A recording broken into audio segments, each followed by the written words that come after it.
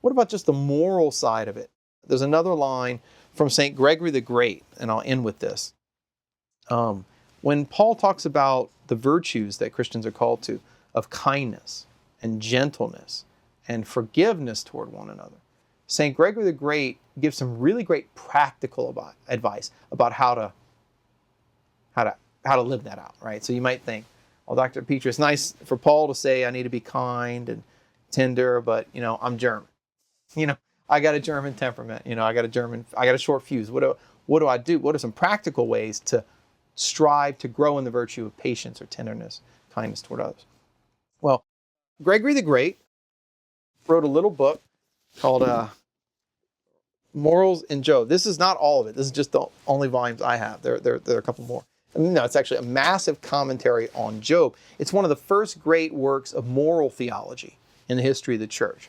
So what Gregory did is he walked through the book of Job, but he did a moral exposition. He would allow the verses of Job to kind of inspire him to give these various reflections on morality in the Christian life. So the book is called Moral Reflections on the Book of Job. And you'll sometimes just called The Moralia in Job. That's the more traditional title. In any case, in book 5, paragraph 81 of the Morals in Job, Gregory gives us this advice. So listen to this holy pope. He says, quote, "One way to retain an even temper is that when we notice the transgressions of others, we recall our own sins and transgressions against them. Just as fire is extinguished by water, when anger rises in the mind, all should remember their own guilt, because we should be ashamed not to forgive sins when we remember that we have often sinned against God or neighbor and needed forgiveness." I've mentioned elsewhere about how we so easily forget Jesus, and when we forget Christ dwelling with us, we tend to sin. Gregory's saying the same thing about our own sin. Especially if you're inclined to harbor grudges, if you harbor grudges, that means you remember other people's sins very well. But how well do you remember your own? Right? Or do you forget about those? Do you accuse others and excuse yourself? That's a great recipe for always being angry. Because if you call to mind your own sin, you'll tend to be more merciful toward those who sin against you.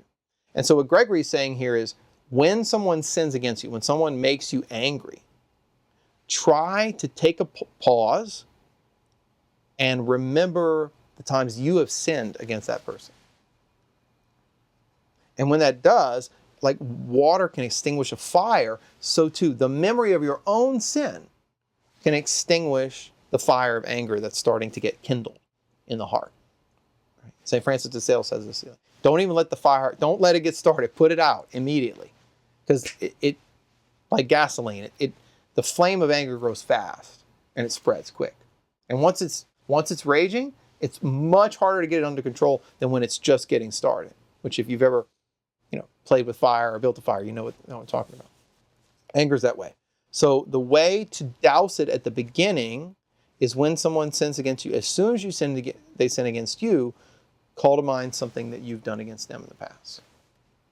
And it will help to extinguish it. Because we need to remember and not forget. We should be ashamed, actually, he says, not to forgive people when, as Paul said, God in Christ forgave us.